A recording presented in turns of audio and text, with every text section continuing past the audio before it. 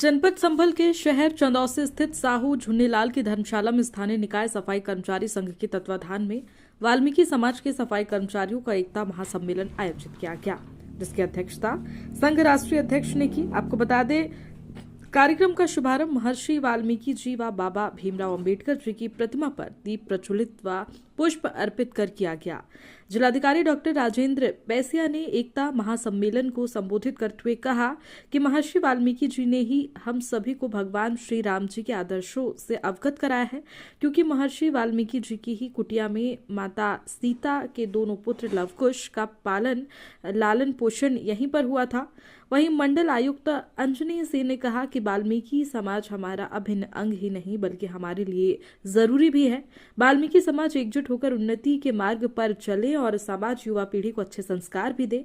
मंडल आयुक्त ने कहा कि सफाई कर्मचारियों का भी एक समय निर्धारित होता है, जिस तरह से अन्य कर्मचारियों का समय निर्धारित होता है उसी तरह सफाई कर्मचारी का भी समय निर्धारित होता है। एकता महासम्मेलन में मंडल आयुक्त के अलावा जिलाधिकारी, मुख्य विकास अधिकारी, अध्यक्ष नगर पालिका, सफाई कर्मचारी संघ के पदाधिकारी व काफी संख्या में महिला पुरुष सफाई कर्मचारी मौजूद रहे। एकता महासम्मेलन में पत्रकार बंधुओं को प्रतीक चिन्ह, पेन व नववर्ष की डायरी देकर सम्मानित किया गया।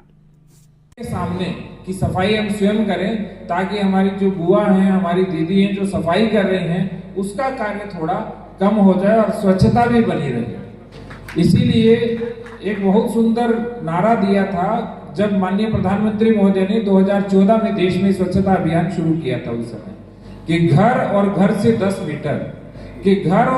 10 मीटर की सफाई हम रखेंगे, बाकी सारी सफाई ग्राम पंचायत रखेगी या जो भी नगर निकाय है, नगर पंचायत है, नगर पालिका है या नगर निगम है, वो रखेगा।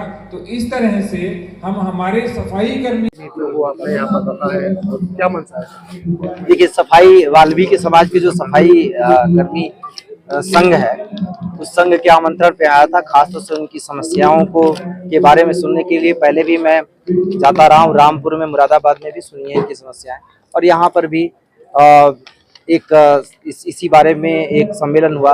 एक तो ये है कि इनकी समस्याएं वैसे मैं ऑफिस में भी रह के सुन सकता हूँ, दूसरी इनके बीच में रहना, इनके बीच में रह के इनकी बात जानना, ये ज्यादा इम्पोर्टेंट है। हमारा बहुत अभिन्न हिस्सा है दो तरीके से, एक तो समाज के तरीके से, दूसरे प्रशासन का के ऐसी जगह पे आते हैं जहाँ पे ये सबका एक तरीके से जो नीचे के सबसे मजबूत कड़ी है उस तरीके से आते हैं। हमारे लिए बहुत जरूरी है, उस नाते भी इनके बीच में रहना, इनकी बातें सुनना हमारे लिए आवश्यक है, और इसीलिए मैं आज इनके बीच में आया था। दूसरा एक पहलू है कि इस समाज के जीवन को बेहतर करना, जैसे माननीय मुख्यमंत्री जी का निर्देश है कि इनके समाज के स्तर को बेहतर करना, उसमें भी हम लगातार प्रयास करते रहे हैं। इनका जो फीडबैक मिलता है, इनकी तरफ से जो चीजें आती हैं, उससे हमें काफी मदद मिलती है। तो इसीलिए मैं आज इनके बीच में आया था और इनकी समस्याएं सुनी, और ज्यादातर समस्याएं ऐसी हैं जो जिनका समाधान हो सकता है, उसका समाधान हम तुरंत करेंगे।